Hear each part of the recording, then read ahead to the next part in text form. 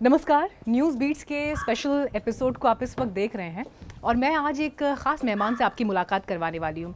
वैसे यूजुअली ऐसा होता है कि जब हम किसी गेस्ट का इंटरव्यू लेने के लिए जाते हैं तो उनके प्रोफाइल की जो स्पेशल बातें हैं वो आपके सामने रखते हैं। तो आज के जो मेरे गेस्ट हैं, लंदन स्कूल ऑफ बिजनेस और शिकागो यूनिवर्सिटी के आप एलुमिनस रह चुके हैं, जी कैपिटल से लेकर मॉर्गन स्टैनले तक में इन्वेस्टमेंट बैंकर रह चुके हैं, भारत में इंडिया फाउंडेशन के फाउंडिंग मेंबर हैं, जो मोदी सरकार की पॉलिसीज से अलग भी शैक्षणिक, पॉलिटिकल, सोशल पॉलिसीज़ को इनपुट देने के मामले में एक अहम योगदान निभाती है।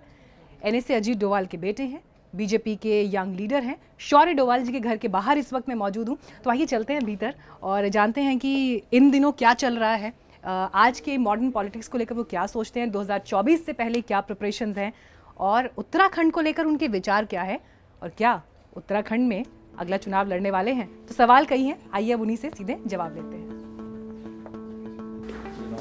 अगर आपको जस्ट थोड़ा सा देखना हो कि हमारा गांव कहाँ था, हमारा घर कैसा था। हाँ, ये हमारा धारकोट का गांव है, उसका घर लिखा भी है हाउस ऑफ धारकोट 1946। 1946 की तस्वीर है। हाँ, ये 1946। उस दिन लेडी वाली तस्वीर ये हाँ, that's me and my brother as young boys. हाँ, विवेक, yes. That's the four of us in Pakistan. ये पाकिस्तान की तस्वीर है। हाँ, कहाँ की? ये वहाँ पर एक हिल स्टेशन है मरी। मरी। हाँ, that's मरी my का नाम तो mother मैंने and सुना that's है। my brother. I don't know आपके मतलब आपने मुझे आप उत्तराखंड की हैं इसलिए मैं आपको ले गया दिखाने वाला था, कुछ और का होता मैं दिखाता भी नहीं। हाँ, वाई द मोफा तो basically talk and spend time meeting people etcetera etcetera. तो it's a good country, it's one of the countries where every Indian should go. अगर पॉलिटिकल पार्टी सीरियस हैं मोदी जी को चैलेंज करने में तो इस तरह का अपना प्रोसेस बनाते कि अनॉइटिंग से लीडर ना बनाए, अपने ग्रास रूट लीडर्स को बनाए, फिर उनको ये चिंता करने की जरूरत नहीं होगी कि अगला लीडर कौन बनेगा। आज तो हर उत्तराखंड का गांव में सड़क है, उत्तराखंड के गांव में बिजली है। मेरे गांव तक नहीं पहुंची है अभी। अच्छा, मतलब शायद वाइट गांव कम गांव बचाओगे जैसे कि नहीं। पर फिर ये अतिक्रमण का इशू है ना, फिर ये मजार जिहाद हाँ, कैसे है? लेकिन आप उसको समझिए। और इसीलिए वो ये कहते हैं कि हमको तो योगी जी जैसा चीफ मिनिस्टर दे दो। जैसे कि योगी जी अपने इश्यूज को सॉल्व कर रहे हैं, हमको भी एक डिसाइसिव लीडरशिप चाहिए जो हमारे इश्यूज को सॉल्व करे। तो लोगों में एक सेंस ऑफ निराशा है, लोगों में एक sense of lack of direction कहूँगा कि ये जा कहाँ रहा है। यही 2013 में लालू प्रसाद के साथ हुआ, यही 2014 में जयललिता के साथ जो चीफ मिनिस्टर थी स्टेट की, उसको रिजाइन करना पड़ा। तो प्राइम मिनिस्टर मोदी के अगेंस्ट कोई चैलेंजर नहीं है 2024 के लिए। मुझे तो नहीं लगता और उनके हरकतों से भी नहीं लगता कि वो सीरियसली चैलेंज भी करना चाहते हैं। क्या हम मिस्टर शौर्य डोवाल को जो है जमीन पर उतरते हुए देखेंगे, चुनावी जमीन पर? चलिए, जो लिखा होगा आगे देखा जाएगा। शौर्य जी, एक बार फिर से बहुत धन्यवाद आपका हमें इनवाइट करने के लिए। लेकिन आपको पता है, मैं आज जब आपसे मिलने के लिए आ रही थी और बहुत सारी चीज़ें मेरे दिमाग में थी कि क्या पूछना है, किस तरह की बातों को हाईलाइट करना है। बट बीइंग अ फेलो पहाड़ी, मुझे लगता है उत्तराखंड से शुरू कर सकते हैं। और इतने सारे लोग जो इस वक्त हमें देख रहे हैं वो उम्मीद करते हैं ना, अगर आप उन स्टेट से आते हैं तो आप वहाँ की बातें और वहाँ के इश्यूज़ को हाईलाइट करेंगे। तो सबसे पहले मुझे बताइए, गाँव जाते हैं? आना जाना होता है? बीच बीच में जाते रहते हैं गाँव, और गांव से जुड़े भी हुए हैं। हमारे गांव में हमारा घर है, घर तो अब टूट गया है लेकिन गांव का मंदिर है तो वहाँ कभी जाते हैं। और अब तो मेरा वोट भी गांव में है, तो मुझे वो हर बार जब इलेक्शन होता है, वोट डालने जाना होता है, तो मैंने अपना वोट दिल्ली से गांव शिफ्ट कर दिया है। अच्छा, आपको पता है आपके फादर साहब से मेरी मुलाकात हुई थी, आई थिंक ये शायद दो साल पहले की बात है। एक कॉमन फंक्शन था, सारी पहाड़ी कम्युनिटी वहाँ पर थी, तो जर्नलिस्ट भी थे, कुछ और अलग फील्ड के लोग भी थे। तो जैसे ही सर मुझसे मिले तो उन्होंने पहला सवाल मुझसे ये पूछा कि नाम क्या है तुम्हारा, ऐसे मतलब बिल्कुल। मैंने कहा मीनाक्षी कंडवाल सुन के वो चौंके। तो मुझे बोला कि पहाड़ी आंचे तुम तय गढ़वाली बोलते चौ। मतलब मैं एकदम चौंक गई कि वो जो एक पूरी मीटिंग हो रही थी उसमें उनका पहला ध्यान इस बात पर गया कि अगर कोई पहाड़ से है या उत्तराखंड से है तो वो अपनी भाषा से कितना जुड़ा है, या उसका अपने गांव से, अपनी रूट्स से कितना एसोसिएशन है। तो मुझे ये चीज़ बहुत अच्छी लगी कि इस पद पर और इस स्तर पर पहुंचने के बाद भी आज भी वो अपनी रूट्स से जुड़े हुए हैं। और एक चीज़ जो मैंने आपसे बात करते हुए देखी कि आपके भीतर भी एक पहाड़ जिंदा है। नो मैटर आप लंदन गए, दुनिया के किस किस कोने में घूमे, वहाँ इतने साल रहे भी, लेकिन मुझे लगता है वो पहाड़ हमेशा आपके परिवार ने अपने दिल में बसाए रखा। जी बिल्कुल, क्योंकि हमारा पहाड़ और हमारा जहाँ से हम आते हैं वो हमारी आइडेंटिटी का एक बहुत इम्पॉर्टेंट एलिमेंट है, और उसको पीढ़ी दर पीढ़ी ज़िंदा रखना मुझे लगता है हर परिवार को करना चाहिए। और फिर समय समय पर वो उस जगह के लिए क्या योगदान दे सकें, क्या उसके लिए कंट्रीब्यूट कर सकें, वो तो ऑब्वियसली सर्कमस्टांसेस पे डिपेंड करता है और संसाधनों पे डिपेंड करता है। लेकिन हम लोग बहुत सौभाग्यशाली हैं कि हमारा परिवार और हम लोग उत्तराखंड से हैं, और सारी दुनिया उसकी तरफ देखती है, पूरा भारतवर्ष उसकी तरफ देखता है। तो हमें उसके बारे में उसके लिए उसके साथ कनेक्टेड रहना किसी भी रूप में रहें, मेरे ख्याल से आवश्यक है। और उसको ना रहना, वो लॉस हमारा है बनस्बत उत्तराखंड का।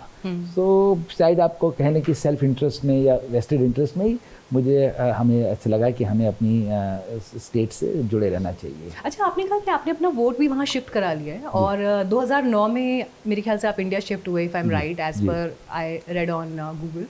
तो 2009 में जब आपने ये फैसला किया कि आपको इंडिया में शिफ्ट होना है, मतलब एक सुपर करियर आपका विदेशों में था, आप इन्वेस्टमेंट बैंकर के रूप में काम कर रहे थे, फिर इंडिया में आए तो आपने इंडिया फाउंडेशन थिंक टैंक को यहाँ पर स्थापित किया। लेकिन वो पॉइंट कब आया कि अब देश वापस लौटना है, या अब विदेश में नहीं रहना, और देश वापस भी लौटना है तो फिर पॉलिटिकली भी पार्टी ज्वाइन करनी है? ये थॉट, ये टर्निंग पॉइंट कहाँ पर आया आपकी लाइफ में? तो अगर आप थोड़ा सा वापस जाएंगी हिस्ट्री में और आप देखेंगी कि अगर शायद आपको याद होगा कि 2009 एक बड़ा इन्फ्लेक्शन पॉइंट था इंडिया के मॉडर्न इंडिया की उसमें, एटलीस्ट मॉडर्न इंडिया की लाइफ में। एटलीस्ट जो मुझे लगता है, मैं लंदन में रहता था, मैं प्रोफेशनल था, मुझे करीब 10-12 साल से ज़्यादा हो चुका था हिंदुस्तान को छोड़े हुए और भारत को छोड़े हुए, but obviously like every Indian मैं कुछ इंडिया के लिए करना चाहता था। 2009 में से पहले इस देश में particularly between 2004 and 9, leading up to 2009 बहुत करप्शन हुआ, बहुत सारे स्कैंडल्स हुए, और बॉम्बे पे अटैक भी हो गया, हम कुछ भी नहीं कर पाए, और ऐसा लग रहा था कि देश बिल्कुल गलत में जा रहा है। और फिर इलेक्शंस हुए, और फिर वही लोग वापस आ गए। तो जो लेवल ऑफ डिस्पॉन्डेंसी थी वो इतनी बढ़ गई कि लोगों को लगा कि कुछ भी, हम सब असहाय हैं, हम कुछ नहीं कर सकते, और ये कभी नहीं बदलेगा, और शायद ये देश की ये डेस्टिनी है कि ये ऐसे ही चलता रहेगा। तो उस टाइम पर somebody like me, जिसका कोई पॉलिटिकल बैकग्राउंड नहीं है, कोई सच वो नहीं था, मैं तो एक प्रोफेशनल था, एक ब्यूरोक्रेट का बेटा था, मुझे लगा कि अब सिर्फ मैं अपने बारे में सोचूं और अपने परिवार के बारे में सोचूं और उसको अपनी लाइफ को चलता रहूं, सही नहीं है। मुझे कुछ ना कुछ कोशिश करनी चाहिए वापस आकर चीज़ों को बदलने की और परिवर्तन लाने की। तो उस भाव से मोटिवेटेड होके फिर मैंने अपना रुख वापस इंडिया के लिए किया, और मैं बहुत सौभाग्यशाली हूँ कि मुझे ऐसी संस्थाओं का सपोर्ट मिला, ऐसी ऑर्गेनाइजेशन, मेरा परिचय हुआ राष्ट्र स्वयंसेवक संघ से, उन लोगों ने मुझे अपॉर्चुनिटी दी, और फिर एक थिंक टैंक बनाया गया जैसे इंडिया फाउंडेशन में, जहाँ मुझे काम करने का मौका मिला। तो उस रीज़न से, मतलब I got a purpose to work and which made me move back to India, और and since then I've been doing whatever jobs or tasks come to me at different points in time. Policy making से लेकर think tank, मतलब वो कैसे policies को प्रभावित कर सकता है, या पॉलिसीज़ को किस तरह का एक आधारभूत ग्राउंड जो है वो दे सकता है। तो आपके बारे में जो बातें इन दिनों कही जाती हैं और जो डिस्कशंस रहते हैं, उसमें ये कि प्राइम मिनिस्टर जब भी बाहर जाते हैं, विदेशों में जाते हैं, सो जिस तरह से उनके विदेश दौरे डिज़ाइन किए जाते हैं, या इंडियन डायस्पोरा से वो कैसे मिलेंगे, कैसे वो बात होगी, तो वो उस पूरे उसमें आपके इनपुट्स काफ़ी विशेष रहते हैं? नहीं, आई थिंक ये ओवर एग्जैजरेशन है। ऐसा अब नहीं है। कभी हाँ, पहले था, शुरू में, जब के आसपास, जब अभी तो काफी समय हो गया है, तो पूरा भारत सरकार का जो हमने बिल्कुल गाला उस टाइम पर क्योंकि जब नई सरकार थी और एक नया तरीका था, क्योंकि कन्वेंशनली आप देखिए कि ये एक नया अप्रोच था to dealing with non resident Indian, जो पहले किसी प्रधानमंत्री ने नहीं किया था, और हमारा जो सरकारी तंत्र था वो भी इसके लिए सेटअप नहीं था। पहले का मानना ये था कि जब भी प्रधानमंत्री, भारत का राष्ट्र प्रधानमंत्री किसी देश में जाता है, तो वो वहाँ का गेस्ट होता है और जो प्रोग्राम वहाँ के लोकल होस्ट डिसाइड करते हैं वो वहाँ जाता है, जो which in most cases were official programmes. May be छोटा मोटा एम्बेसी के अंदर कभी कोई इंडियन कम्युनिटी का प्रोग्राम हो जाता था जो प्राइम मिनिस्टर जाके उसको अटेंड कर देते थे, but by and large programme set करती थी हमारी विदेश मंत्रालय और जो हमारी होस्ट कंट्री होती थी।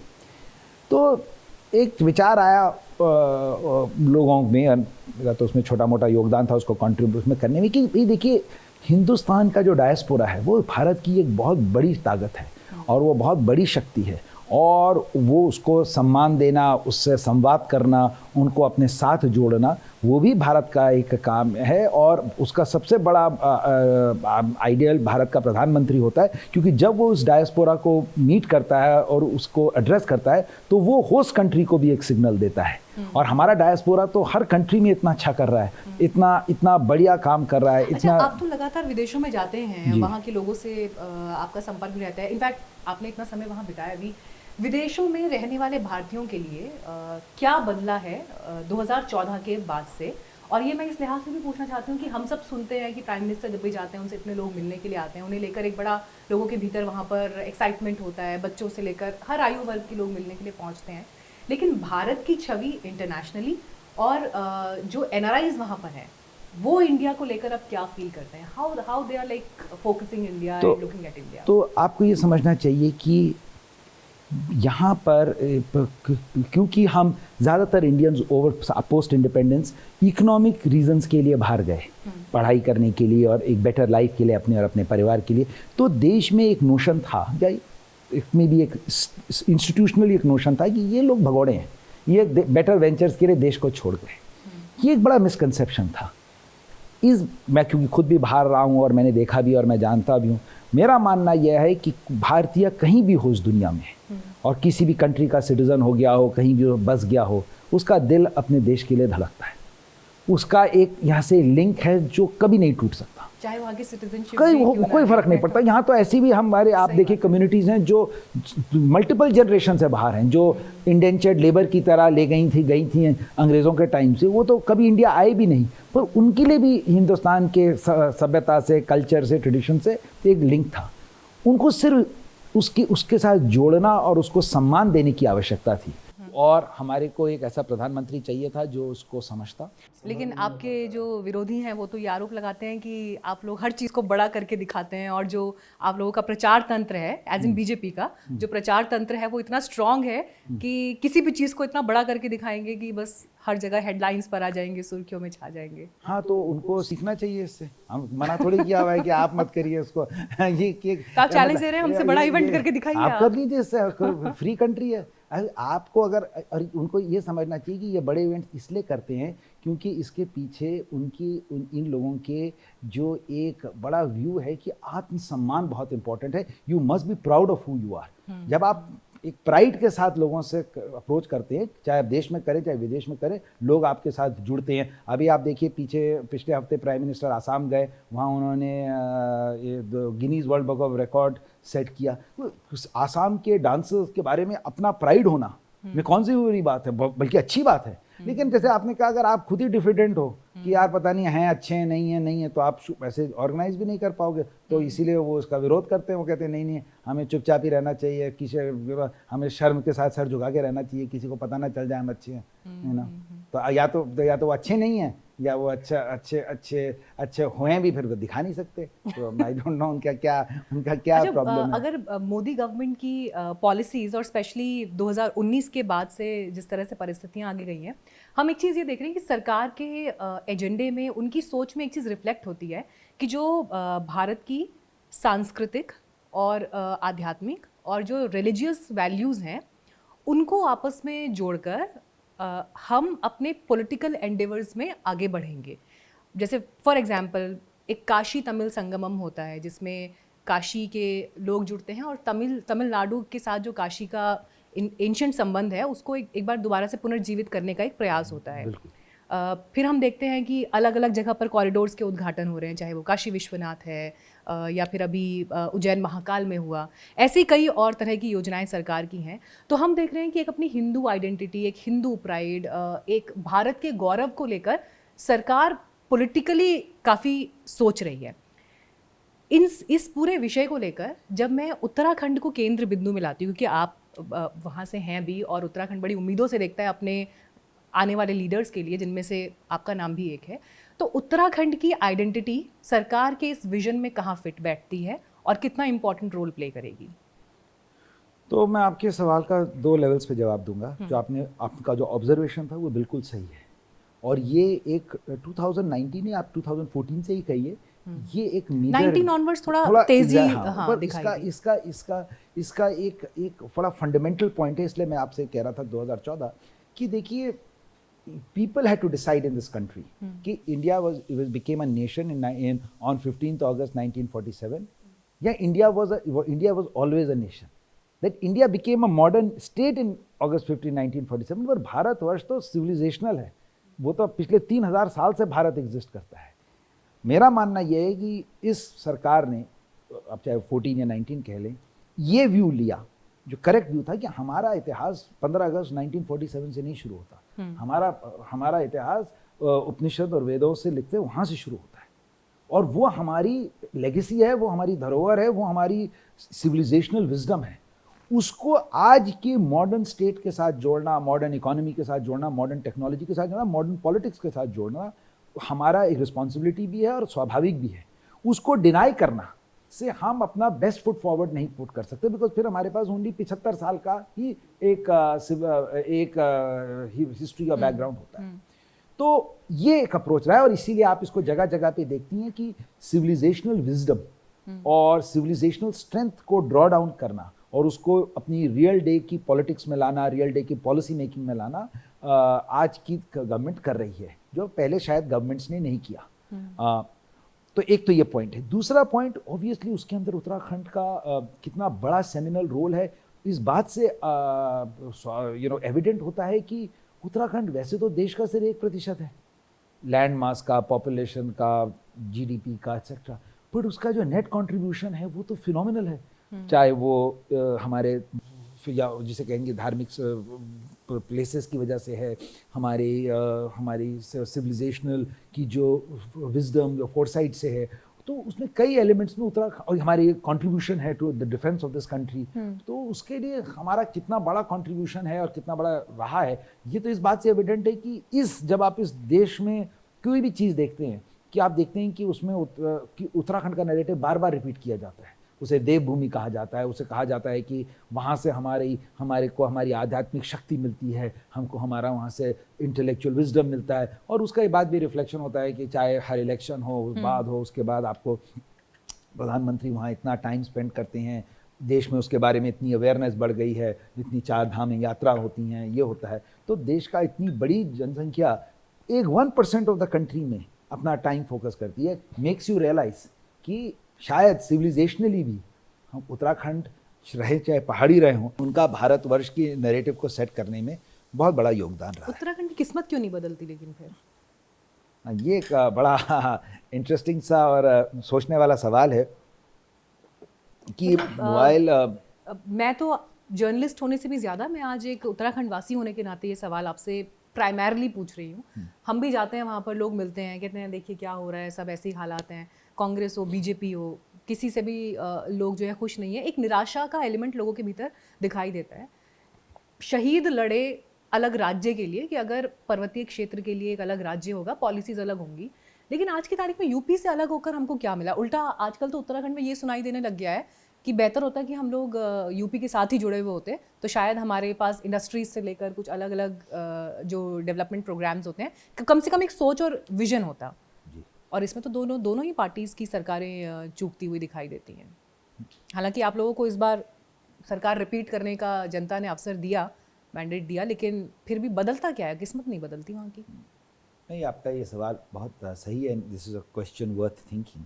कि देखिए, मेरा मानना जो मुझे समझ आया है वो ये है कि उत्तराखंड बना गया, जो उत्तराखंड बना और जो उसका मूवमेंट चला इन द 90s, वो एक आइडेंटिटी बेस पे था कि पहाड़ के लोग हैं, इनकी भाषा, खान पीन, रहना, जीवन की पद्धति उत्तर प्रदेश के ज़्यादातर क्षेत्र से अलग है, इसलिए इसका विकास और डेवलपमेंट बेटर हो पाएगा अगर, और इन लोगों की आइडेंटिटी प्रोटेक्ट हो पाएगी अगर ये एक सेपरेट स्टेट बने। वरना एक बड़ी सी स्टेट के अंदर वो सबस्यूम हो जाते हैं as a class of people. वो objective I think by and large successful रहा है। आज जब आपने कहा हमारी एक उत्तराखंड की आइडेंटिटी है, आज हम उत्तराखंडी हैं, लोग वापस जाते हैं, ये इसलिए पॉसिबल हुआ क्योंकि उत्तराखंड एक क्लियरली आइडेंटिफाइड ज्योग्राफी, एक स्टेट है जो उतनी क्लियर नहीं थी जब पहले। इसका आप एक तरह से और भी उदाहरण देख सकते हैं कि जितने सारे लोग उत्तराखंड के थे जब वो अक्सर रिटायर होते थे तो जहाँ जहाँ रहते थे, कोई लखनऊ में, कोई भोपाल में, कोई हैदराबाद में, वहीं सेटल हो जाते थे क्योंकि उनके पास कुछ वापस जगह नहीं थी जाने को। लेकिन अब जगह भी लोग कहीं भी नौकरी करें, पर जब अपने जीवन जो काम का फेज है वो ख़त्म करते हैं, वो वापस उत्तराखंड की तरफ आते हैं, देहरादून, हल्द्वानी वगैरह में बसते हैं और कम बैक बिकॉज उनको लगता है ये हमारी स्टेट है, यहाँ के हम हैं। तो जो मैंने कहा कि वो एक आइडेंटिटी वाला जो इशू था वो तो उत्तराखंड बनने से 2000 में सेटल हो गया। दुर्भाग्य की बात ये है मेरे ख्याल से कि अब शायद 20-22 साल हो गए हैं, उसके बाद उत्तराखंड के नेक्स्ट चैलेंज क्या होना चाहिए, हमारा नेक्स्ट मिशन क्या होना चाहिए, वो अनफॉर्चुनेटली क्लियरली एटलीस्ट आर्टिकुलेटेड और सेट नहीं है, जो लीडरशिप भी समझ सके जो स्टेट की है और स्टेट की जनता भी समझ सके कि हम आइडेंटिटी तो हो गई, अब हमने यहाँ से जाना कहाँ है। बिकॉज किसी भी जनरेशन को, किसी भी स्टेट को, किसी भी कम्युनिटी को एक सेंस ऑफ विजन चाहिए होता है कि वो कहाँ जाना चाहते हैं, वो क्या करना चाहते हैं, अपने आप को, अपने परिवारों को, अपनी कम्युनिटी को 10, 15, 20, 25 साल के बाद कहाँ देखते हैं। आई थिंक यहाँ पर मैं मानूंगा कि उत्तराखंड की जो लीडरशिप रही है उसने अक्रॉस पॉलिटिकल क्लासेस उसने एक क्लियरली आर्टिकुलेटेड विजन नहीं दिया है। और ये विजन लीडरशिप को ही देना पड़ेगा क्योंकि वही समाज में से उभरती है, वही समाज के नेता होते हैं, वही समाज को नेतृत्व देते हैं। उसके अभाव में आई थिंक उत्तराखंड शायद डेवलपमेंट तो हो रहा है, चीज़ें बेटर होती जा रही हैं, सड़कें बन गई हैं, पावर आ गई है, रोड्स आ गई हैं, रोड्स हैं, स्कूल्स आ गए हैं, पर लोगों में एक सेंस ऑफ निराशा है, लोगों में एक sense of lack of direction कहूँगा कि ये जा कहाँ रहा है। और जैसे आपने कहा दैट मेक्स देम क्वेश्चन कि भाई हमने ये आइडेंटिटी की लड़ाई जीती थी तो इसका हमको बेनिफिट क्या मिला।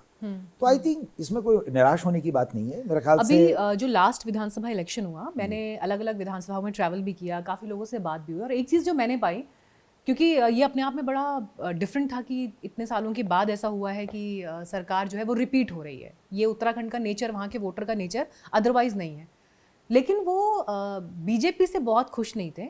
वोट पड़ा है प्रधानमंत्री नरेंद्र मोदी के नाम पर। दूर दराज के गांव में भी जाओ तो वहाँ पर बेसिकली वही, जैसे राजस्थान में दिखाई दिया कि मोदी तुझसे बैर नहीं लेकिन वसुंधरा तेरी खैर नहीं, एक नारा वहाँ से निकला। उसी तरह की परिस्थिति यहाँ उत्तराखंड में भी दिखाई दी कि प्राइम मिनिस्टर को लोग बहुत पसंद करते हैं, लेकिन बीजेपी एज एन पार्टी पर उतना ट्रस्ट है या नहीं है, ये थोड़ा सा संशय में है। तो जब प्रधानमंत्री की इमेज पर वहाँ के लोग वोट कर रहे हैं या वो उन्हें लेकर इतनी उम्मीदों से देख रहे हैं, तो फिर विकास का जो स्पॉटलाइट उत्तराखंड की तरफ होना चाहिए, उसे 10 के स्केल पर आप किस लेवल पर अभी रेट करेंगे? और मैं ये सिर्फ एक पॉलिटिशियन होने के नाते नहीं पूछ रही हूँ, एक उत्तराखंड के वोटर होने के नाते भी आपसे पूछ रही हूँ। नहीं, देखिए मैं उसको रेटिंग करना भी not be the right way to मेरे ख्याल से articulate what I think about it, क्योंकि बट मेरे ख्याल से आई वुड डेफिनेटली से कि जो डेवलपमेंट के पैरामीटर्स पे हैं उसमें उत्तराखंड बहुत तेज़ी से ऊपर जा रहा है, उसमें कोई डाउट नहीं है।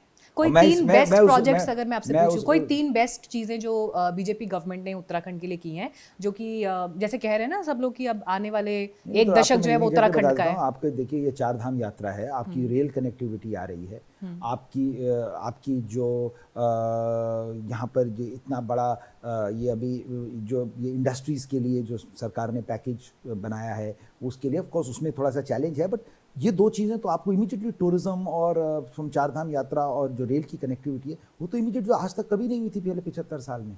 सो ऐसा नहीं है कि मैंने कहा कि ये वही उत्तराखंड है जो यूपी के अंदर जब 2 डिस्ट्रिक्ट्स थी तो यहाँ मेन आर्टीरियल रोड्स नहीं थी। आज तो हर उत्तराखंड का गाँव में सड़क है, आज हर उत्तराखंड के गाँव में बिजली है, आज उत्तराखंड के हर गाँव में स्कूल है, इवन हॉस्पिटल भी है, मतलब हर उसमें।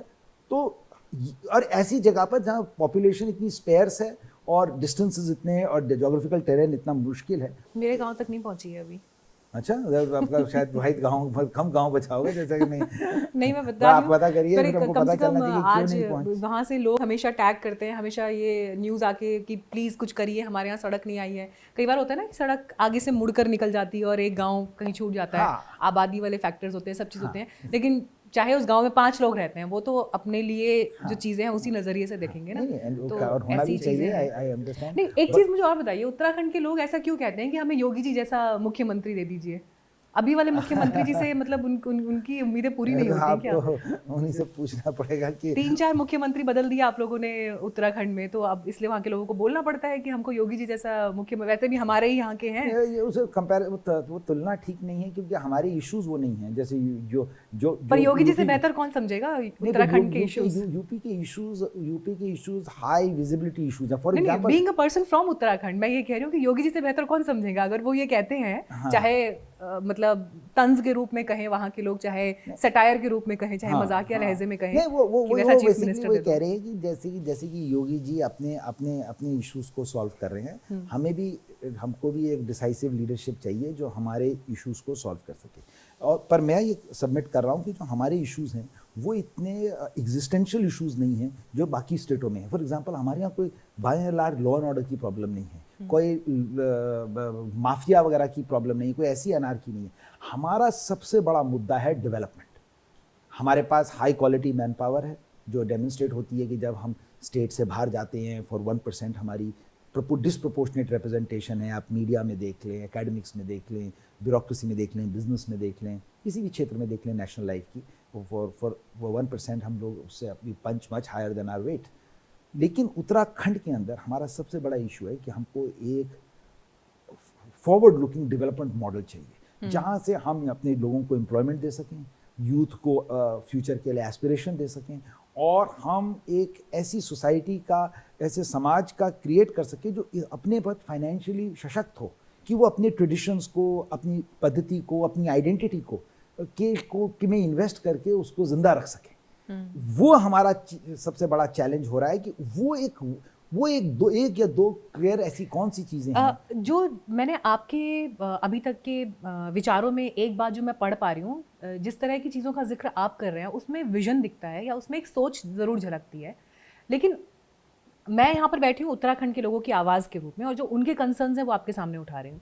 वहाँ पर लोग ये कहते हैं कि आज की तारीख में जो चीफ मिनिस्टर हैं या कैबिनेट में जो मंत्री बनते हैं, उनकी अपनी capacity with respect to vision क्या है। उल्टा तो वहाँ पर लोग ये तक कहते हैं कि दिल्ली से ही उत्तराखंड की सत्ता का संचालन हो रहा है। चीफ मिनिस्टर को लोग चुन रहे हैं, लेकिन पॉलिसीज़ बननी है, बड़े फैसले होने हैं, क्या होना है वो सब दिल्ली से तय होता है। और इसीलिए वो ये कहते हैं कि हमको तो योगी जी जैसा चीफ मिनिस्टर दे दो, because they have this belief कि योगी आदित्यनाथ यूपी में जो कर रहे हैं वो अपने कॉल पर कर रहे हैं, या उनके पास एक अपने फैसले खुद के हैं। इन्फॉर्मेशन या ब्रीफ ज़रूर करते होंगे सेंटर को कि ऐसा है या जो भी चीज़ें हैं, लेकिन वो अपनी कैपेसिटी पर काम कर रहे हैं, जो उत्तराखंड के मामले में कम दिखता है। और इस बात की लोगों को तकलीफ है कि जिनको हमने चुनकर भेजा, अगर वो हमारे लिए फैसले नहीं लेंगे और फैसले दिल्ली से होंगे, दिल्ली वाले फिर हमें कितना समझते हैं, क्या समझते हैं, वो क्षेत्र को, परिस्थितियों को कैसे समझ पाएंगे। तो ये जो पूरी सिचुएशन है, इसका आकलन आप कैसे करते हैं, और लोगों की ये समस्या या उनका ये कंसर्न जायज़ है या नहीं आपकी नज़रों में? नहीं, ये जो सवाल है, ये आई थिंक आप इस तरह आई वुड से कि पार्शियली करेक्ट है, पूरी तरह नहीं करेक्ट है, पार्शियली करेक्ट है। और जो लोगों का ये परसेप्शन है वो भी पार्शियली सॉल्व करना चाहिए और पार्शियली उसको करेक्ट भी करना चाहिए, बिकॉज इसमें भी पूरी सच्चाई नहीं है। ऐसा नहीं है कि उत्तराखंड की जो डेवलपमेंट है या उसका मॉडल है वो सिर्फ दिल्ली से डिसाइड होता है। लेकिन जैसे मैंने कहा कि उत्तराखंड की जो अक्रॉस पॉलिटिकल लीडरशिप है उसने खुद ही तय नहीं कर पाई पूरी तरह कि वो किस तरह का डेवलपमेंट मॉडल में को स्टेट को ले जाना चाहती है, उसके लिए लोकल पॉलिटिकल कंसेंसस क्रिएट कर पाती है, और फिर उसको across political classes long term के लिए, क्योंकि कोई मुख्यमंत्री होता है वो 5 साल के लिए आता है, 2 साल उत्तराखंड में तो चलिए और भी छोटा है, पर जनरली 5 साल के, तो उसके लिए पॉसिबल नहीं होता कि वो उस पूरी चीज़ को इम्प्लीमेंट कर दे अनलेस, पर वो एक रिले में एक उसका एक पार्ट होता है।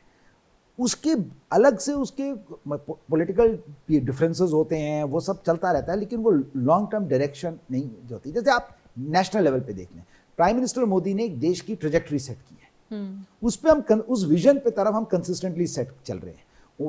आप उन्होंने 2014 में एक विजन सेट किया आए, अब वो उन्होंने हमको अगले 25 साल का विजन दिया है कि हम 100 साल की आज़ादी पे कहाँ होंगे, इसलिए देश जो अमृत काल है उसकी तरफ बढ़ेगा। उसमें ये पॉलिटिकल लीडरशिप को देना है, और ये लोकल लीडरशिप ही उत्तराखंड के लिए दे सकती है। ये चाहे दिल्ली का भी, चाहे फिर मुख्यमंत्री तो ये कह रहे हैं कि हम मजार जिहाद नहीं होने देंगे उत्तराखंड में। मतलब आप ठीक है, मजार जिहाद जैसा शब्द जैसे ही आप इस्तेमाल करते हैं तो ये समझ में आ जाता है कि आपकी आप किस दिशा में ये बयान दे रहे हैं, और इस बयान से आपको किस तरह का पॉलिटिकल बेनिफिट या ध्रुवीकरण में किस तरह की मदद मिलेगी। जबकि उत्तराखंड से होने के नाते मेरे मन में ये सवाल है, हालांकि मैंने इस पर एक रिपोर्ट भी न्यूज़ बीट्स के लिए तैयार की थी, मेरे मन में ये सवाल है कि स्टेट में, आपने भी देखी होंगी खबरें, रास्ते में प्रसव हो जाते हैं, प्रेग्नेंट लेडी है, रास्ते में बच्चा हो जाता है, अस्पताल नहीं पहुंच पाते, बुजुर्ग हैं जिनको दूर दराज के क्षेत्रों से लाना है, उनको बेचारों को चारपाई पर लेकर आना पड़ता है, 4 लोग कंधे पर लेकर चलते हैं। जो डेवलपमेंट से जुड़ी हुई चीज़ें हैं, गुलदार का आतंक वहाँ आपने देखा होगा, बच्चों को चबा जाता है, इस मतलब ऐसे मसले हैं जो आपको रेगुलर स्टेट्स में शायद बाकी जगह वैसे नहीं दिखाई देते होंगे, क्योंकि वहाँ की भौगोलिक परिस्थितियाँ और चीज़ें अलग हैं। पर मुख्यमंत्री बजाय कि उनकी प्रायोरिटी और प्राथमिकता ये होनी चाहिए, वो कहते हैं मजार जिहाद। देखिए ऐसा है कि मतलब इससे शायद फिर वही है कि 2024 के लिए इस तरह के हम लोग स्टेटमेंट्स का नहीं, ये देखिए ये भी ये वोटर्स को प्रभावित करना है। ये है कि we are being very unfair on our chief minister and all our chief ministers.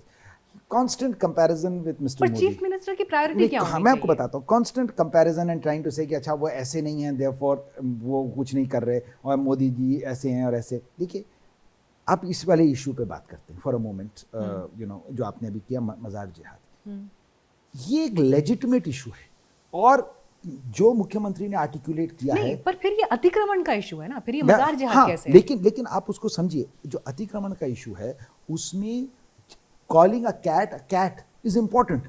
It is important because उसको शुगर कोट करके उसको करके प्रॉब्लम नहीं सॉल्व होगी। उत्तराखंड में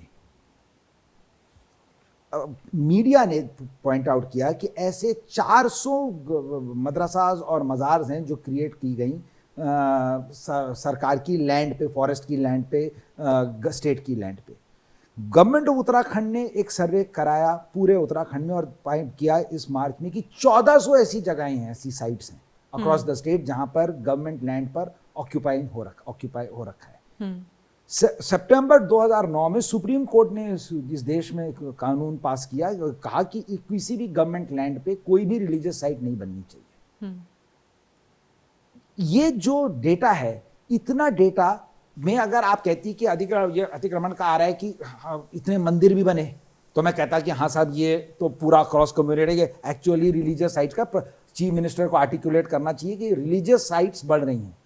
सारा मीडिया खुला हुआ है, सारे गवर्नमेंट के सर्विस खुले बड़ा हैं। इंटरेस्टिंग वो बताती हूँ, जिस समय हमने ये स्टोरी की, सो हमने ये प्रश्न उठाया कि जिस समय जस्ट एक खबर आई थी, मजार जिहाद टर्म का इस्तेमाल हुआ, मुख्यमंत्री के आदेश पर एक सर्वे हुआ जिसमें से 166 जो है स्ट्रक्चर्स वन भूमि पर पाए गए।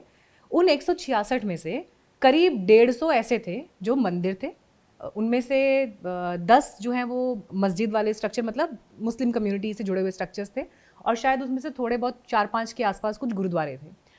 अब सवाल ये है कि अगर वन भूमि जो कि सरकार की ज़मीन है, सरकार का एसेट है, वहाँ पर किसी भी तरह का अतिक्रमण है, चाहे वो इस धर्म का हो चाहे वो उस धर्म का हो, जो गलत है वो गलत है। Calling a cat is cat, है ना, सीधी बात गलत है, बिल्कुल। हाँ। लेकिन फिर आप टिप्पणी कर देते हैं एक धर्म विशेष से जुड़े हुए मसले पर, दिक्कत वहां पर आती है। वही मैंने कहा, शायद आपका और मेरा डेटा, मेरा और आपका डेटा अलग है, इसलिए हम शायद इस पे कंक्लूजन नहीं पहुंच पाएंगे।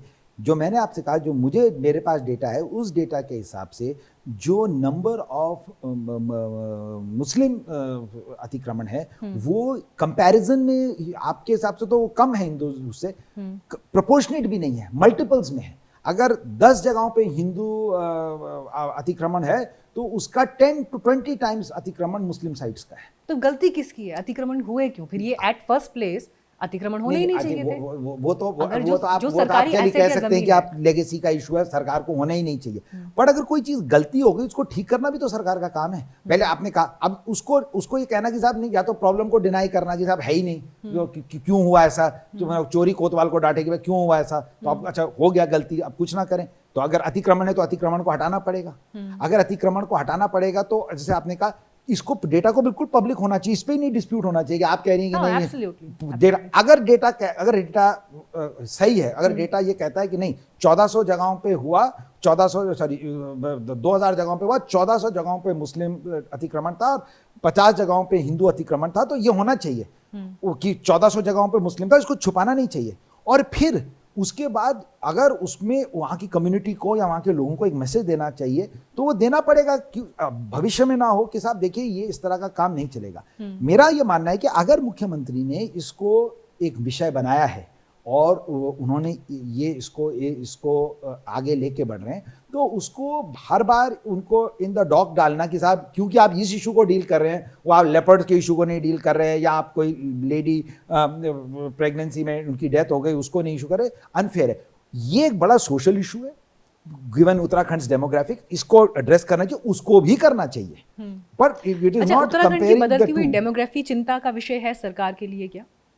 बिल्कुल, डेमोग्राफी को लेकर क्योंकि काफी बातें लगातार हो रही हैं। अगर आप उत्तराखंड में घूमती हैं और मैं अभी तो उसका पॉपुलेशन का डेटा आएगा, लेकिन अभी ये डिलिमिटेशन का डेटा आएगा। आप मतलब आपको यू हैव टू बी, या तो आप ट्रूथ को नहीं एक्सेप्ट कर सकते, या आप ब्लाइंड अगर आप देख नहीं सकते कि कैसे वहाँ का डेमोग्राफिक प्रोफाइल चेंज हो रहा है। प्लेन्स की तो बात छोड़िए, देहरादून और नैनीताल और हल्द्वानी की, आप जरा पहाड़ में जाके देखिए। तो मेरा मतलब ये एक ऑब्वियसली लोकल कम्युनिटीज के लिए इशू है, दुनिया में हर जगह लोकल कम्युनिटीज के लिए इशू है, और इसको अगेन लोकल लीडर क्या है फिर इसका सोल्यूशन इकोनॉमिक डेवलपमेंट है। इसका प्रॉब्लम का जेनेसिस ये है कि उत्तराखंड के लोग अपनी जमीनें और अपने गांव वेकेट कर रहे हैं, जिसकी वजह से उन जगहों पर बाहर के लोग आकर सेटल हो रहे हैं। आपको लोगों को रोकना पड़ेगा। अगर वो लोग रुकेंगे तो वहां पर अतिक्रमण नहीं हो पाए, बाहर के लोगों का आना, मतलब अदर देन जो नेचुरल माइग्रेशन है, जो अलार्मिंग पॉइंट इज कि ये एक अननेचुरल सा माइग्रेशन लग रहा है, ठीक है ना, which is disrupting the healthy balance in communities and their social structures. ये नेचुरल माइग्रेशन होगा जो 1% 2% जो देश भर में चलता है, वो ठीक है। उसके लिए हमें उत्तराखंड के लोगों को उत्तराखंड में रोकना पड़ेगा। हमको वहाँ ऐसे इकोनॉमिक इंसेंटिव्स क्रिएट करने पड़ेंगे कि वो वहाँ रुकें। जब वो वहाँ रुकेंगे तो उनका कल्चर, उनका रहन सहन का तरीका रहेगा, और देयरफॉर वो जगह नहीं वेकेट होगी। ये जगह भी ऑक्यूपाई हो रही है क्योंकि वो जगह वेकेट हो रही है। तो आई थिंक मुझे एक चीज़ बहुत अच्छी लगी कि जिस तरह से अभी आप और मेरे बीच में उत्तराखंड के इश्यूज़ को लेकर बात हो रही थी, एक वो जो बारीक सी लकीर है कि इस तरफ पत्रकार बैठा है और उस तरफ एक पॉलिटिशियन कह लूँ मैं, या आज के उसमें सोशल लाइफ से लेकर जो पॉलिसी मैटर्स हैं उनमें एक व्यक्ति एक्टिव है, वो डिफरेंस कहीं मिट गया और ऐसा लग रहा था कि दो उत्तराखंडी आपस में बैठकर उन इश्यूज पर बात कर रहे हैं, चाहे वो इस तरफ से हो चाहे वो उस तरफ से हो, इसी तरह जहाँ से एक बेहतर सोल्यूशन जहाँ से आना चाहिए। यही समस्या हुई उत्तराखंड क्रिएट होने के बाद पॉलिटिकल क्लास में, कि first between themselves and then between each of the parties themselves, कि आप जब आपके पास कोई एक कॉमन विजन ही नहीं होता, एक common identity acceptance of problem नहीं होता, तो फिर आप क्या करते हैं, फिर आप अपने आप ही लड़ाई करते हैं। आपको कुछ तो चाहिए इंगेज करने के लिए, लेकिन जब आपके पास एक कॉमन विजन होता है, फिर आपके डिफरेंसेस हो भी, पर आप बियॉन्ड अ सर्टेन पॉइंट जाते हैं कि उसके आगे आप नहीं जाते, क्योंकि आपको पता है कि मैं ऐसा कुछ ये ना करूं कि जो हमारा लार्जर ऑब्जेक्टिव कॉम्प्रोमाइज हो। अब देखिए, आप तो अप्रिशिएट कर रहे हैं इस बात को कि ये कम्युनिकेशन हमारे बीच हो रही है, विपक्षी पार्टियां सारी कहते हैं कि आप लोग बोलने नहीं देते, संसद में माइक बंद कर देते हैं, संसद से बाहर निकलवा देते हैं, ईडी सीबीआई भिजवा देते हैं जो अपोजिशन के लीडर्स हैं। तो वो लोग तो कह रहे हैं कि आपकी सरकार जो है और आपकी पार्टी जो है वो बिल्कुल एकदम तानाशाही रवैये में काम कर रही है। अभी आपने गियर शिफ्ट करके अब उत्तराखंड से सेंटर में आ गई हैं, तो मुझे मुझे बड़ा अच्छा लगा कि आपके और मेरे बीच में जिस तरह से बात हुई, यही स्वस्थ लोकतंत्र की सबसे बड़ी परिभाषा है। लेकिन ऑपोजिशन कहता है कि संसद में बोलने नहीं देते। हाँ, नहीं देखिए, अब मैं इसलिए क्योंकि हम नेशनल लेवल के कॉन्टेक्स्ट में बात करें, और तो आई थिंक जो ऑपोजिशन का चार्ज है वो भी बहुत ही ज़्यादा इमेच्योर और एग्जैजरेटेड है, और मतलब to the level of, I think immature is probably the right word, and that is being reflected in the electoral outcomes also. Unfortunately, जो उनको खुद नहीं समझ आ रहा, क्योंकि it is a matter of for them to reflect. अब आप जैसे आपने कहा कि ये तानाशाही का मतलब, अब ये राहुल गांधी का एग्जांपल देख लीजिए कि उनको डिसमिसल फ्रॉम जो उनका पार्लियामेंट से सस्पेंशन हुआ और उनको पार्लियामेंट से उनका जो लॉस ऑफ उनकी सीट हुई फॉर कन्विक्शन, इसमें बीजेपी की तानाशाही कहाँ से हुई? इसमें बीजेपी का क्या लेना देना? मतलब मैं शॉक्ड हूँ कि राहुल गांधी जी ने गलती उन्होंने की, स्टेटमेंट उन्होंने दिया, कोर्ट में केस उन पे हुआ, कोर्ट ने कन्विक्ट किया, कोर्ट का प्रोसीजर कहता है कि ऐसा, अगर देश का कानून कहता है कि अगर आप कन्विक्टेड होंगे आपको अपनी एमपी की सीट छोड़नी पड़ेगी। यही 2013 में लालू प्रसाद के साथ हुआ, यही 2014 में जयललिता के साथ, जो चीफ मिनिस्टर थी स्टेट की, उसको रिजाइन करना पड़ा, अपनी चीफ मिनिस्टरशिप छोड़नी पड़ी क्योंकि डिस्प्रोपोर्शनेट केस में वो कन्विक्ट हुई। फॉर्डर स्कैम में लालू यादव हुए। इस तरह मैं आपको लिटनी ऑफ लिस्ट दे सकता हूँ। ये तो मैं दो बड़े नाम दिए हैं, यू नो, जिनको हुआ, वो हमारे एक बीजेपी के एमएलए थे मध्य प्रदेश में, उनका हुआ। तो ऐसा कर करके कई लोगों का हुआ। लेकिन राहुल गांधी जी सोचते हैं, and to the detriment of the Congress, कि ये कोई सत्य का बड़ा इशू है, कोई सत्याग्रह का इशू है, गांधी जी की तरह वो बैटल ऑफ प्रिंसिपल लड़ रहे हैं, क्योंकि उनके व्यू में ये एक इंटाइटलमेंट है, जो बाय द वे इसमें कोई तानाशाही नहीं है। तानाशाही किसकी है? ये तो देश का कानून है। अगर मैं मर्डर कर दूं और मुझे जेल जाना पड़े और मैं कहीं देखें ये तो सरकार की तानाशाही है कि मेरे को जेल में डालिए, तो मुझे तो नहीं किसी ने कहा था कि आप मर्डर करिए, किसी ने नहीं कहा था कि आप किसी समाज को गाली दीजिए। तो उसको करके ऑपोजिशन हर छोटे छोटे इंसिडेंट को कॉन्स्टेंटली ये प्रूव करने की कोशिश करता है कि बीजेपी किसी को बोलने नहीं दे रहा, किसी को ये अब उनकी तानाशाही है, ये है। तो एक बात मुझे बताइए कि जो बोल रहे हैं वो क्या अमेरिका से बोल रहे हैं, न्यूयॉर्क से यहीं पे बोल रहे हैं ना, इन्हीं सड़कों पे तो बोल रहे हैं। अगर बोलने से बंद कर दिया होता तो वो बोल नहीं पाते, और इसीलिए उनकी बात पब्लिक में चिपक नहीं रही, क्योंकि उसमें कोई सत्य नहीं है। क्योंकि इस बात में जस्ट बिकॉज वो शाउट कर रहे हैं उसका मतलब नहीं है कि वो सत्य है। अगर सत्य होता तो लोग इसको देखते, आपकी बातों से मुझे लग रहा है कि opposition is no challenge for you in 2024। The way opposition is behaving is makes they are not serious about. Prime minister Modi के अगेंस्ट कोई चैलेंजर नहीं है 2024 के लिए। मुझे तो नहीं लगता, और उनके हरकतों से भी नहीं लगता कि वो सीरियसली चैलेंज भी करना चाहते हैं। अच्छा, ठीक है। अब ये बताइए कि अगर मोदी जी अभी फ्रंट से लीड कर रहे हैं, वो आपके सुप्रीम लीडर हैं, उनके बाद नंबर 2 कौन है जो उनकी जगह लेगा? नहीं, तो ये सवाल, बेंच स्ट्रेंथ तो हर कोई तैयार करता है ना, बेंच स्ट्रेंथ तो होनी चाहिए। पॉलिटिक्स में मेरे ख्याल से इस तरह नहीं, पॉलिटिक्स में ऐसे बेंच स्ट्रेंथ नहीं तैयार की जाती। ये कोई बास्केटबॉल का गेम नहीं है कि आपके पास 2 प्लेयर चल जाएंगे। ये तो नियर फ्यूचर में दिखाई देता है ना, incoming next 7 years 8 years emerge करती है पॉलिटिक्स के अंदर बाय नेचुरल, क्योंकि ये कोई अनॉइटेड तो है नहीं कि रजवाड़ा है कि राजा का बेटा, उसके बाद यही तो प्रॉब्लम थी। बाकी पॉलिटिकल पार्टीज में बिल्कुल क्लियर है आपका कि वो हैं, उनके पिताजी हैं, उनके बाद उनका बेटा बनेगा, उसके बाद वो नंबर 3 वो उनका बेटा बनेगा। क्योंकि ये एक्चुअल डेमोक्रेटिक प्रोसेस है, इसके अंदर ये आउटकम्स आप बताने से बच रहे हैं। नहीं, क्योंकि जवाब ही नहीं है इसका। आप बचाने से बचेंगे, इसका कोई अनफॉर्चुनेटली जवाब नहीं है। ये इवॉल्व होगी। मतलब ये आम लोग तो देश में बात करते हैं ना कि अच्छा प्रधानमंत्री मोदी अभी दिखते हैं, लेकिन इनके बाद कौन होगा जो बीजेपी में इनकी जगह को संभालेगा? इस बात से भरोसा रहना चाहिए कि बीजेपी के पास इतनी बढ़िया बेंच है, और बीजेपी के पास एक ऐसा सिस्टम है जिसने प्रधानमंत्री मोदी को भी तो थ्रो अप किया ना। प्रधानमंत्री मोदी भी तो किसी अनॉइटिंग की वजह से तो नहीं आए ना, कि किसी के वो बेटे थे या किसी के वो थे कि उनको किसी ने आके कहा कि नहीं आज आप ही का वेट कर रहे हैं, आप आइए बन जाइए प्रधान। एक नेचुरल चर्न था। तो बीजेपी में ऐसी ट्रिमेंडस अमाउंट ऑफ लीडरशिप है, वो आज नहीं दिख रही। जैसे 2012 में 11 में मोदी जी का नाम नहीं जानते थे देश भर में लोग, गुजरात का चीफ मिनिस्टर देखते थे। बाय द टाइम 2014-15 है, लोग कहने लगे कि बताइए ऐसा प्रधानमंत्री नहीं देखा हमने कभी। 2022 पे आ गए तो आप ऑलरेडी कह रही हैं 2023 में कि 2024 का इलेक्शन सेटल्ड है।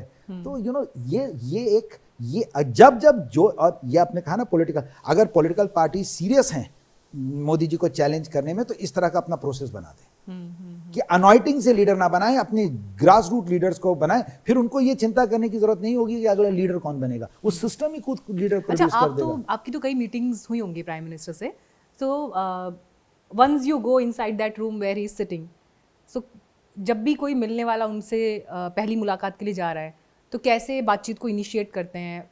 मतलब ये मैं एक कॉमन क्यूरोसिटी की तरफ से ये सवाल पूछ रही हूँ कि जब आप उस कमरे में दाखिल हुए जहाँ प्रधानमंत्री बैठे हैं तो उनका बात करने का सलीका या आपको अप्रोच करने का तरीका, किस तरह से कम्युनिकेशन स्टार्ट करते हैं? देखिए, मेरे को सौभाग्य है कि मैं दुनिया में कई तरह के लोगों को मिलता हूँ और कई तरह के लोगों से मैंने देखा है, बहुत वाइज से, पावरफुल से, सक्सेसफुल से। मैं इसको इस तरह आंसर करूँगा in terms of what are the unique things I observed, which probably you are trying to Exactly. ask What me. makes him different from like I other think leaders? one, he is a terrific listener. Okay. He just listens, and you can make out that he is a listener with who genuinely trying to learn.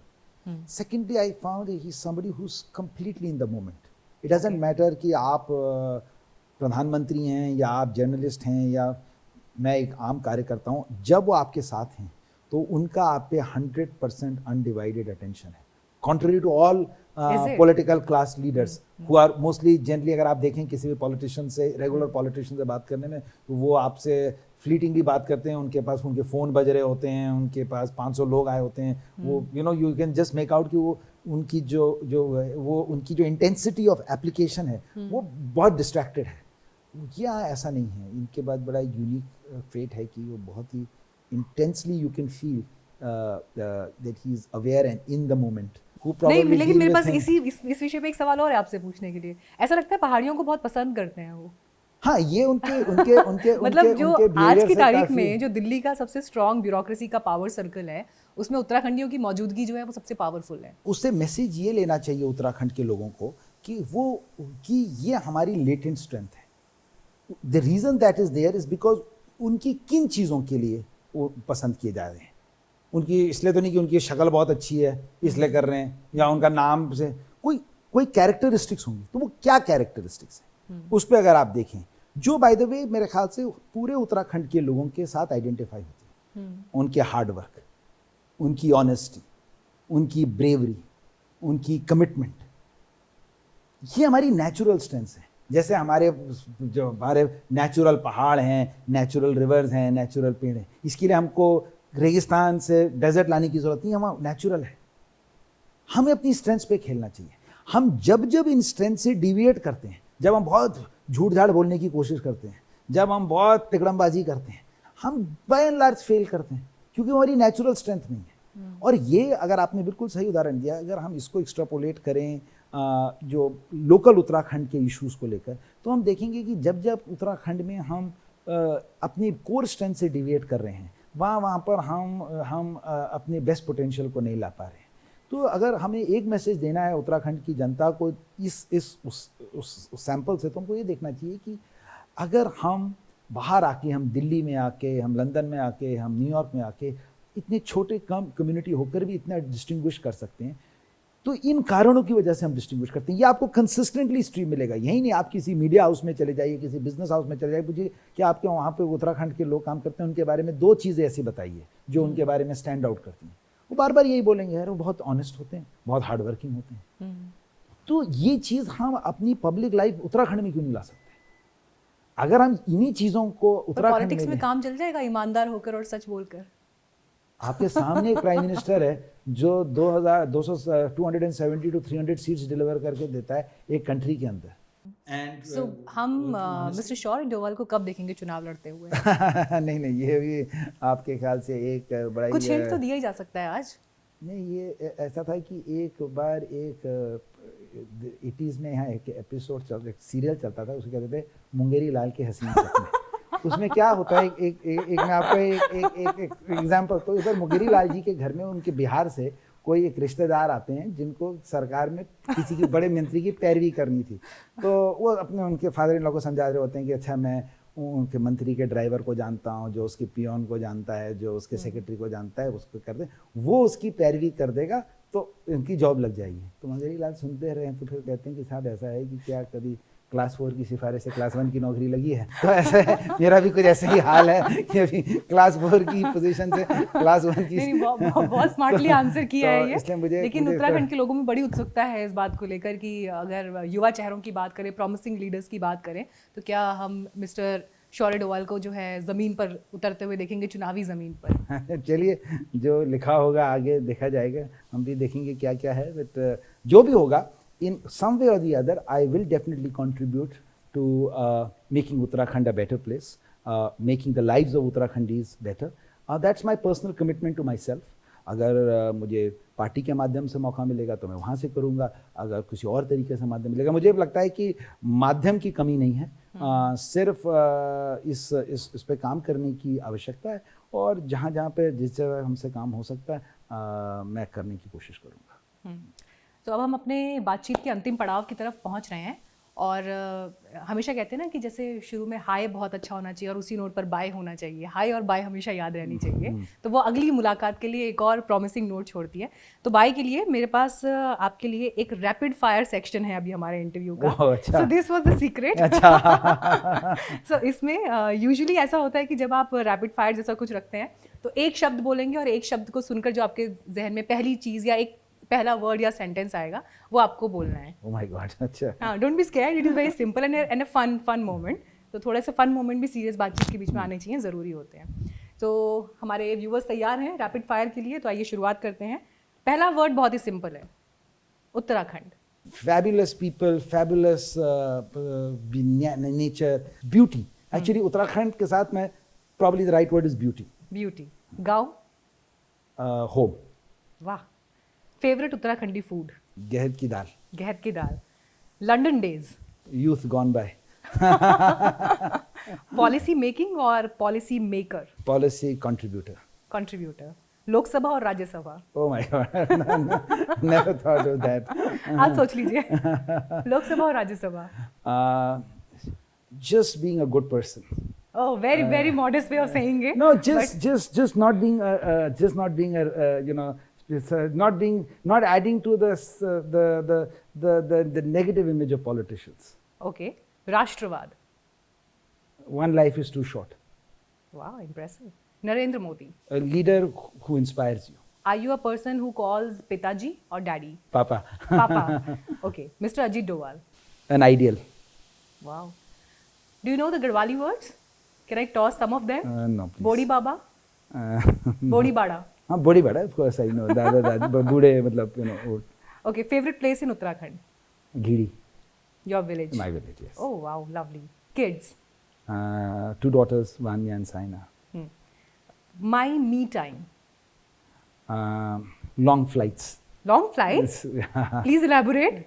You're a frequent traveler. I'm a frequent traveler. I take long distance transnational, transcontinental flights. And you know, when you're flying at 40,000 feet all by yourself, and you settled into your seat, and you know, you've got all the time in the world to reflect and think. You're cut off, no phones ringing, nothing. So that's your me time. You can read a good book, reflect.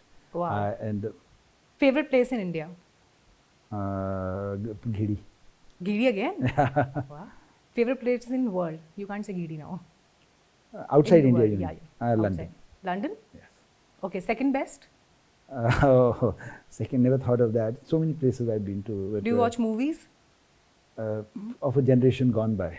you know. Which was the last movie that you saw? Actually, my daughter forced me in London to see Dil Dhadakne Do, Oh, which was an interesting movie. Yeah, I it was hadn't kind seen of it. family But yeah, it's an story. old movie, but I hadn't seen it. So she actually, and we had a debate after that. So it was quite interesting. so is it good to ask you the favorite actress? अब आप movies ही नहीं देखते तो कैसे? हाँ, you know, it's gone by. My times are like, you know. Okay, फिर अपने ज़माने की बताइए. हालांकि आपका ज़माना अभी भी यही है, but still, if you say so. Oh, I used to like Madhuri Dixit a lot when I used to watch movies, and then. Did you get to meet her sometime? I wish I did, but I haven't yet. I'm looking forward to. Okay. Favorite actor? I like Akshay Kumar. Okay. Favorite politician, female?